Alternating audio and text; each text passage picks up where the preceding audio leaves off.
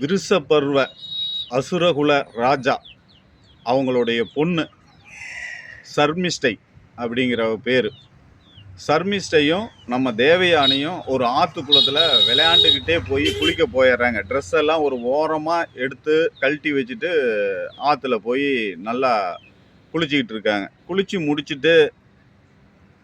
குளிச்சு முடிச்சுட்டு எந்திரிச்சு வர்றதுக்குள்ள என்ன நடக்குதுன்னா, ஒவ்வொரு நல்ல காற்று வந்து கொஞ்சம் தூரம் அந்த துணிகளை அப்படியே பெரட்டி பெரட்டி பெரட்டி பெரட்டி கொஞ்சம் தூரத்தில் கொண்டு போய் போட்டு போயிடுது.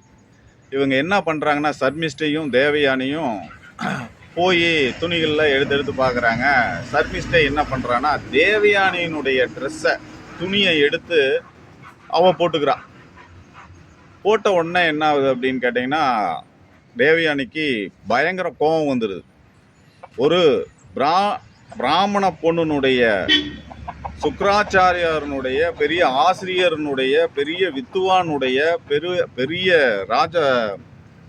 ராஜகுலத்தில் இருக்கக்கூடிய ஒரு பிராமண பொண்ணுனுடைய ட்ரெஸ்ஸை எடுத்து முட்டாள்தனமாக இப்படி போட்டுக்கிட்டே உனக்கு அறிவு இருக்கான்னு சொல்லிட்டு இன்னும் கெட்ட வார்த்தைகளை திட்டுறா. திட்டினோடனே அவளுக்கு பயங்கர கோபம் வந்துடுது. சர்மிஷ்டைக்கு கோபம் வந்து, ராஜவம்சத்தில் பிறந்த அசுரகுல பெண்ணு நான், நீ என்னையே நீ திட்டுறியா? நீயே துணி எடுத்து போட்டதுக்கு உங்கள் அப்பா ஆசிரியர் பெரிய இவர் அப்படின்லாம் சொல்லி பேசுகிற. எங்கள் அப்பாங்கிட்ட சில விஷயங்களை சொல்லி சாஸ்திர சம்பிரதாயங்களை சொல்லி வித்தைகளை சொல்லி கொடுத்துட்டு யாசகம் பண்ணி பிழைக்கக்கூடிய அவர் கை மேலே இருந்து கொடுத்தா உங்கள் அப்பா கையை கீழே இருந்து பிச்சை எடுத்து அதிலிருந்து உண்ணக்கூடிய ஒரு குடும்பத்தை சேர்ந்த நீ என்னை நீ திட்டுறையா, அசிங்கமாக திட்டுறையாடியா அப்படின்னு சொல்லிட்டு இன்னும் கேவலமாக இவ தேவயானி திட்டினதை விட பயங்கர கேவலமாக திட்டி அப்படியே அவங்க வாக்குவாதங்கள் முத்தி என்ன ஆகுது அப்படின்னு கேட்டிங்கன்னா, பக்கத்தில் ஒரு வறட்சியான கிணறு இருக்கு. அதில் பிடிச்சி தள்ளி விட்டுறா. தள்ளி விட்ட உடனே தோழிகள் எல்லாருமே சேர்ந்து தள்ளி விட்ட உடனே இவன் செத்துட்டா அப்படின்னு சொல்லிட்டு சமிஷ்டை என்ன பண்ணுறா, எல்லாத்தையும் கூட்டிகிட்டு கிளம்பிடுறா. வீட்டுக்கு விருசபர்வ ராஜா வீட்டுக்கு ராஜ்யத்துக்கு கிளம்பி போயிடுறாங்க. யயாதி அப்படின்ற ஒரு சக்கரவர்த்தி வேட்டையாடிட்டு ரொம்ப களைப்பா எங்கேயாவது தண்ணி கிடைக்குமா அப்படின்னு சொல்லிட்டு அப்படியே தேடிக்கிட்டாரு. சுற்றி முற்றி தேடிக்கிட்டு வராரு. வந்த உடனே அந்த கிணறு ஒன்று இருக்குது இல்லை, இவ விழுந்த தேவயானி விழுந்து கிடந்த கிணறுல சுற்றி முற்றியும் பார்க்குறாப்புல. என்னடா வறட்சியாக இருக்குது, பயங்கரமான ஒரு ஒரு ஒரு வாசனை திரவியங்களோடு கொண்ட ஒரு ஒளி வீசுகிறது, சூரிய ஒளி வீசுகிறது, அழகான விஷயமா இருக்குது. எப்படி கிணத்துக்குள்ளே இருந்து தண்ணிக்கு பதிலாக இப்படி வருதுன்னு நல்லா எட்டி சுற்றி முற்றியும் பார்க்குறாரு. அழகான பொண்ணு ஒன்று உள்ள இருக்கிறா. அவள் தான் தேவயானி. அவள் இன்னும் சாகவில்லை, உயிரோட தான் இருக்கிறா. மேலே ஏறுவதற்குண்டான எல்லா முயற்சிகளும் பண்ணிக்கிட்டு இருக்கிறா. அப்படி கேட்குறப்ப, நீ யார், எதற்காக இந்த கிணற்றில் என்ன பண்ணி கொண்டு இருக்கிறாய் அப்படின்னு சொல்லிட்டு அவர் யயாதி கேட்குறாப்புல. ஒன்றுமில்லை, நான் இது மாதிரி சர்மிஷ்டை இது மாதிரி விழுந்துட்டா, தள்ளி விட்டு போயிட்டாங்க, என்னை காப்பாற்றுங்கன்னு சொல்லி கூப்பிட்ட உடனே கிணற்றுக்குள்ளே இறங்கி தன்னுடைய வலது கையை பிடித்து தூக்கி கொண்டு கிணத்துக்கு மேலே விட்டுட்டு, இப்போ சொல்லு, நீ யார், என்ன அப்படின்னு சொல்லு அப்படின்னு சொல்கிறாப்புல. நான் சுக்கராச்சாரியாரனுடைய பொண்ணு தேவயானை. நானும் சர்மிஷ்டையும் விருசபர்வ ராஜாவினுடைய பொண்ணும் சேர்ந்து எல்லாம் குளிக்க வந்தோம். இது மாதிரி என்னுடைய துணியை எடுத்து போட்டுக்கிட்டதுனால நான் திட்டேன். அந்த கோபத்தில் என்னை அடித்து இதில் தள்ளி விட்டு போயிட்டா. இவ்வளோதான் நடந்தது. அது ஒரு பக்கம் இருக்கட்டும், என்னுடைய வலது கையை கட்டி தழுவி நீங்கள் தூக்கிட்டீங்க.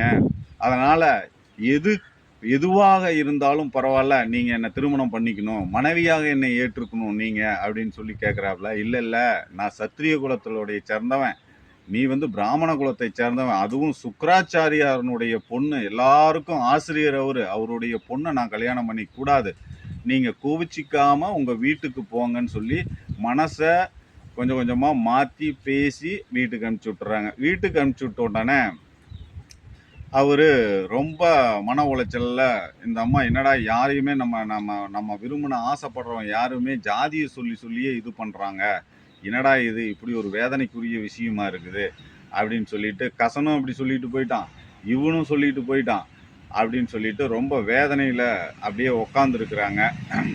கதை எல்லாத்தையும் சொல்லி முடிச்சுட்டு, தான் யார், சுக்கராச்சாரியாருடைய பொண்ணு, இது மாதிரி எனக்கு இந்த மாதிரி ஒரு கொடுமை, சர்மிஷ்டையினால் ஒரு கொடுமை நடந்துருச்சு அப்படின்னு யோசிச்சுட்டு இவ என்ன பண்ணுறா, யயாதி வீட்டுக்கு போக சொல்லிட்டு அவன் பாட்டுக்கு கிளம்பி போயிட்டான். மனசை மாற்றிட்டு தேத்திட்டு நீங்கள் பாட்டுக்கு வீட்டுக்கு போங்க அப்படின்னு சொல்லிட்டு அவரு கிளம்பிட்டாரு. யயாதி கிளம்பிட்டாரு. கிளம்புனோடனே இது மாதிரி தனக்கு ஒரு அக்குறுமம், அதாவது சர்மிஷ்டையால் நடந்த விருஷபர்வ ராஜாவினுடைய ஏரியாக்குள்ள இனிமேல் நான் போக போறது இல்லை, அது என்ன நடந்தாலும் சரின்னு சொல்லிட்டு அந்த வனப்பகுதியிலேயே அவ மன உளைச்சல்ல அப்படியே உட்காந்துடுறா. உட்கார்ந்த உடனே என்ன பண்றாரு சுக்கிராச்சாரியார், என்னடா ரொம்ப லேட் ஆகி இன்னும் ஆளை காணாமே, தன் பொண்ணு காணாமே, உயிரை விட மேலானவள் தன் பொண்ணாச்சு அப்படின்னு சொல்லிட்டு தேடிட்டு ஒடியாராரு. ஒரு பொண்ணை அனுப்பி எங்க இருக்காங்க என்ன இருக்காங்கன்னு சொல்லிட்டு வேற ஒரு பக்கம் தேட சொல்றாப்புல. அந்த பொண்ணு ஒடியாந்து இது மாதிரி வந்து இந்த குளக்கரைக்கு பக்கத்துல ஒரு மரத்தடியில இது மாதிரி உட்காந்துருக்கான்னு சொன்ன உடனே சுக்கிராச்சாரியாரே நேர்ல போய் இது மாதிரி ஏன் அப்படின்னு சொல்லி கேட்குறப்ப, இது மாதிரி நீ சர்மிஷ்டை விருஷபர்வ ராஜானுடைய பொண்ணு சர்மிஷ்டை எனக்கு இது மாதிரி ஒரு துரோகம் பண்ணிட்டா, என்னை அடிச்சு இது மாதிரி கிணத்துல தள்ளி விட்டு போனதும் இல்லாம உங்க அப்பா என் அப்பாவிடம் யாசகம் ஸ்லோகம் சொல்லி பிச்சை கேட்டு வாங்கி அதன் மூலியமாக ஜீவிதம் பண்ணக்கூடிய குடும்பத்தை சார்ந்தவன் நீ அப்படின்னு சொல்லிட்டு என்னை அசிங்கமாக பேசிட்டா, திட்டா, அப்படி ஒரு பொழப்பாப்பா நீ பொழைக்கிற அப்படின்னு சொல்லிட்டு சொல்றா சுக்கிராச்சாரியர்கிட்ட. சீச்சி, அந்த மாதிரிலாம் கிடையாது. பிராமணன் என்பவன் யார்? பிராமணால் மட்டும்தான் இந்த அரசாட்சியை நெறிமுறைகளோடு நடத்த முடியும். சாஸ்திர சம்பிரதாயங்கள் தெரிந்தவன் பிராமணன் மட்டும்தான் அப்படின்னு சொல்லிட்டு தன் குலத்தையும் தன் உயர்வான எண்ணங்களையும் தன்னுடைய கோட்பாடுகளையும் அந்த பொண்ணுகிட்ட சொல்லி, நீ கோவிச்சிக்காத, யார் ஒருவர் எவ்வளவு பெரிய கோபத்தை உண்டு பண்ணினாலும் கோபத்தை அடக்கி கொண்டு வாழ்கிறானோ அவனே இந்த உலகத்தை வெல்லக்கூடிய அளவுக்கு தகுதியானவன் அப்படின்னு சொல்லிட்டு நம்மளுடைய வியாசர் இந்த இந்த விஷயங்களால், அதாவது ஒருத்தர் அடித்து நம்மளை கோபப்படுத்தி ஜாதி சொல்லி திட்டுறது, நம்மளை தாழ்மையாக பேசுனா இதையெல்லாம் கோபப்படுத்தாமல் அதாவது என்ன சொல்கிறது அப்படின்னு கேட்டிங்கன்னா, பொருட்படுத்தாமல் தான் வந்து அமைதியாக தன் வாழ்நாளில் யார் மேலேயும் கோவிச்சு கொள்ளாமல் அமைதியாக நம்ம வாழ வேண்டும். அந்த வாழ்க்கை தான் சிறந்த வாழ்க்கை. இப்படித்தான் உலகத்தை ஜெயிக்க வேண்டும் என்று வியாசர் இந்த விஷயத்தை சொல்லி கோபப்படக்கூடாது அப்படின்னு சொல்லிட்டு இந்த இடத்த உணர்த்துறார். இப்போ சுக்கிராச்சாரியார் தன்னுடைய குலம் கோத்திரங்கள் எல்லாத்தையும் சொல்லி தன்னுடைய வீட்டுக்கு வாமா அப்படின்னு சொல்லிட்டு, கோவிச்சிக்காம வா, நான் போய் ராஜா கிட்ட என்னன்னு கேட்டு அதுக்கு தகுந்த விஷயம் நான் உனக்கு கொண்டு வந்து நல்ல செய்தியாக சொல்கிறேன், அவனை 2ல் 1 பார்க்குறேன் அப்படின்னு சொல்லிட்டு வீட்டில் கொண்டு வந்து விட்டுட்டு நேரடியாக விருஷபர்வ ராஜா கிட்ட போன உடனே, உன்னுடைய ராஜ்யம் சரி கிடையாது, நீ ஏற்கனவே கசனை கொன்னுட்ட, நான் கொன்னு அவனை பலமுறை கொன்னும் நான் வந்து உன் மேலே வந்து கோபம் கொள்ளாமல் நான் வந்து அவனை உயிர்ப்பிச்சுக்கிட்டே இருந்தேன். அப்பயே உன்னை வந்து கேட்டிருக்கணும். இப்போ நீ வந்து சரியில்லாமல் ராஜ்யம் பண்ணியிருக்க, உனக்கு சாபம் விட போகிறேன் அப்படின்னு சொல்கிறப்ப, ராஜா சுக்கிராச்சாரியார் சார் அப்படின்னு சொல்லிட்டு என்ன நடந்ததுன்னு என்கிட்ட சொல்லுங்க, தயவு செஞ்சு, நான் என்னை விட்டு எங்கேயும் போயிடாதீங்க அப்படின்னு சொல்லிட்டு கெஞ்சராப்புல. கெஞ்சின உடனே, உன்னுடைய பொண்ணு சர்மிஷ்டை தேவயானி ஆகிய என் உயிரினும் மேலான என் பொண்ணை இது மாதிரி அசிங்கப்படுத்தி இருக்கிறா, குளத்துல குளிச்சுட்டு ட்ரெஸ்ஸை மாற்றி போட்டிருக்கிறா, இது மாதிரி என்னை வந்து பிச்சை எடுத்து நீ சாப்பிட்ற அப்படின்னா நான் அந்த வாழ்க்கையை நான் எதுக்காக வாழணும்? இனிமேல் உங்களுடைய ராஜ்யத்துக்கு நான் வரப்போகிறதும் கிடையாது, இந்த ஊரை விட்டு நான் போகிறேன் அப்படின்னு சொன்ன உடனே, சரி இதுக்கு ஒரு முடிவு இருக்குல்ல, அந்த முடிவை நான் வந்து நீங்கள் என்ன சொல்லுகிறீங்களோ அதுக்கு வந்து நான் எடுத்து செய்கிறேன், தயவு செஞ்சு என்னை விட்டுட்டு போனீங்கன்னா நான் வந்து தீக்குளிக்க கூட தீக்குளிச்சிருவேன் அப்படின்னு சொல்லிட்டு சுக்கிராச்சாரியார்கிட்ட விருஷபர்வ ராஜா சொல்றார். சொன்ன உடனே, நீ எப்படியோ பண்ணிட்டு போ, சாவு உயிரோட இரு, ஏதோ பண்ணிட்டு போ, நீ மேல வந்து உன் ராஜ்யம், உன் பக்கம், உன் நாடு, இதெல்லாம் எனக்கு எதுவுமே தேவை கிடையாது,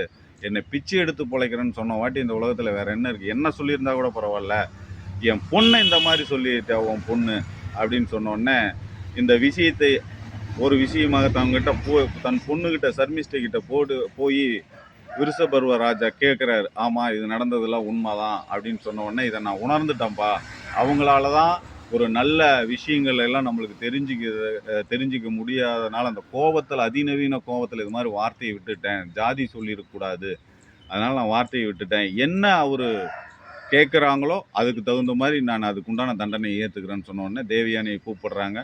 நீ உன்னுடைய வாழ்நாள் முழுவதும் எனக்கு நீ அதாவது வேலைக்காரியாக கடவாய் அப்படின்னு சொல்லிட்டு தேவயானி சொல்கிறாப்புல, வேலைக்காரியாக நீ இருக்கணும் அப்படின்னு சொல்லிட்டு சொல்கிறாப்புல. சர்மிஷ்டை வந்து சரி ரைட்டு ஓகே, நான் செய்த பாவத்துக்கு தண்டனையாக உனக்கு வேலைக்காரியே வந்துடுறேன்ட்டு அவங்க வீட்டுக்கு வேலைக்காரியே வந்துடுறாங்க. ஒரு நாள் யயாதியை நம்ம தேவயானி சந்திக்கிறாங்க. சந்திச்சுட்டு மறுபடியும் கேட்குறாங்க, என் வலது கையை தொட்டு என் உடலை தொட்டு தூக்கி என்னை காப்பாற்றிய நீங்கள் என்னை திருமணம் செய்து கொள்ள வேண்டும், மீண்டும் மன்றாடி கேட்கிறேன் அப்படின்னு சொன்ன உடனே மீண்டும் அதே மாதிரி சொல்கிறாரு, சத்திரிய குலத்தில் பிறந்த நான் பிராமண குலத்தில் பிறந்ததுக்கு தகாது அப்படின்னு சொன்னோடனே ரொம்ப போராடி என் தந்தையாரை ஒரு தடவை வந்து கேளுங்க, அவர் கொடுத்தா நீங்கள் கட்டிக்கங்க அப்படின்னு சொல்கிறாங்க. அதாவது சாஸ்திரங்கள் முறைப்படி என்ன அப்படின்னு கேட்டிங்கன்னா, சத்திரிய பெண்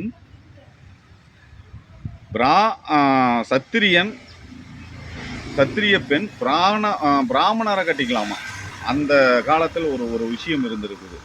ஒரு சத்திரிய ஆண் பிராமண பொண்ணை கட்டிக்கூடாதான் அப்படின்னு ஒரு விஷயம் இவங்களுக்குள்ள அந்த காலத்திலேயே இருந்திருக்குது. இருப்பினும் இது எல்லாத்தையும் தாண்டி ஒரு பெண் ஆசைப்பட்டா அந்த ஆசையை பூர்த்தி பண்ணி திருமணம் பண்ணி கொள்ள வேண்டும். அது சில நாட்கள் கழித்து ஒரு குழந்தை பிறந்து விட்டால் அந்த ஜாதிகள்லாம் மறந்து அவங்களெல்லாம் ஒன்றா சேர்ந்து வாழ்ந்துருவாங்க அப்படின்னு சொல்லிட்டு அந்த காலத்திலே ஒரு சாஸ்திர சம்பிரதாயங்கள் இருந்திருக்கு. அந்த சாஸ்திர சம்பிரதாயங்கள் முறைப்படி தான் இப்பயும் லவ் பண்ணாங்கன்னா கல்யாணம் பண்ணிக்கிட்டு ஓடிடுவாங்க. ஒரு குழந்தை பிறந்ததுன்னா எல்லாருமே சேர்ந்துக்குவாங்க. அந்த மாதிரி தான் இப்பயும் நடக்குது. அப்பையும் அதே மாதிரி தான் நடந்திருக்குது. சரி ரைட்டுன்னு ஓகேன்னு சொல்லிட்டு போய் சுக்கராச்சாரியார்கிட்ட போய் யயாதி சக்கரவர்த்தி கேட்குறாரு, இது மாதிரி உங்கள் பொண்ணு ஆசைப்படுறாங்க என்னங்கன்னு கேட்டால், தாராளமாக கட்டிக்கோ, இதில் ஒரு குற்றமும் இல்லை குறையும் இல்லைன்னு சொல்லிட்டு கட்டி வச்சிடுறாங்க. கட்டி வச்ச உடனே ரொம்ப சந்தோஷமாக வாழ்ந்துக்கிட்டு இருக்காங்க. கூட சமிஷ்டையும் இருக்கிறாள். சமிஷ்டை ஒரு நாள் யயாதியை பார்த்து என்னையும் நீ திருமணம் பண்ணிக்க நம்ம மேலே ஆசைப்பட்ட உடனே டக்குன்னு அவர் ஒரு வைப்பு மனைவியாக சர்மிஷ்டையை ஆக்கிக்கிறாரு. சர்மிஷ்டையை ஆக்கணும் உடனே என்ன ஆகுது அப்படின்னு கேட்டிங்கன்னா, தேவயானிக்கு ஒரு நாள் தெரிஞ்சிருது. தெரிஞ்ச உடனே தன்னுடைய தந்தையார்கிட்ட போய் எனக்கு வந்து யயாதி துரோகம் பண்ணிட்டான், சர்மிஷ்டையை வைப்பு மனையாக வச்சு வாழ்ந்துக்கிட்டு இருக்கான், என்னால் தாங்கி கொள்ளவும் முடியல, நான் சாக போகிறேன் அப்படின்னு சொல்கிறேன். இல்லைம்மா, இதுக்கு ஒரு விடையை நான் சொல்கிறேன் உனக்கு அப்படின்னு சொல்லிட்டு யயாதி சக்கரவர்த்திக்கு இளமையிலேயே மூப்பு அடைவாய் அப்படின்னு சொல்லிட்டு சாபம் விட்டுறாரு சுக்கராச்சாரியார். ஐயோயோ, இப்படி மூப்பு விட்டுட்டிங்கன்னா எப்படி நான் இருக்கிற குழந்தை குட்டிங்கள எப்படி காப்பாற்றிட்டும், 2 மனைவி ஆக்கிட்டேன், நான் செஞ்சது தப்பு தான், இல்லைன்னுலாம் சொல்ல வரல, என்ன பண்ணட்டும், நான் ஏதோ ஒரு ஆசையில் அப்படி பண்ணிட்டேன், என்னை மன்னிப்பாயாக அப்படின்னு சொல்கிறார். இதுக்கு ஏதாவது மாற்று வழி எனக்கு விடுங்க அப்படின்னா, விட்ட சாபத்தை மாற்ற முடியாது, ஆனால் ஒரே ஒரு காரியம் பண்ணலாம், உங்களுடைய மூப்பை ஒரு இளமையானவன் வாங்கி கொண்டு அந்த இளமையானவன்றிருந்து இளமையை நீங்கள் பெற்றுக்கொள்ளலாம் அப்படின்னு சொல்லி கொஞ்சோண்டு தளர்த்தி அந்த சாபத்தை சுக்கராச்சாரியார் இது மாதிரி மட்டும்தான் மாற்ற முடியும், சாபத்தை மாற்றவே முடியாது, அந்த இளமையானவனுக்கு உங்கள் மூப்பை கொடுத்து விட்டு அவரிடம் இருந்து நீங்கள் இளமையை பெற்றுக்கொள்ளலாம் இப்படி சொல்லிட்டு விட்டுறாரு. இப்போ என்னன்னா, யாருக்கிட்ட அந்த இளமையை இவர் வாங்கினாரு, யாருக்கிட்ட இவருடைய மூப்பை அந்த இளைஞன்கிட்ட கொடுத்தார் அப்படிங்கிறத அடுத்த வீடியோவில் பார்க்கலாம். இதுவரையிலும் மகாபாரதத்தில் தேவயானி, விருஷபர்வராஜா, சமிஷ்டை, கசன் இவங்களெல்லாம் பற்றி நல்ல புரிதலோடு கேட்டமைக்கு கோடான கோடி நன்றிகள் சொல்கிறேன். வணக்கம்.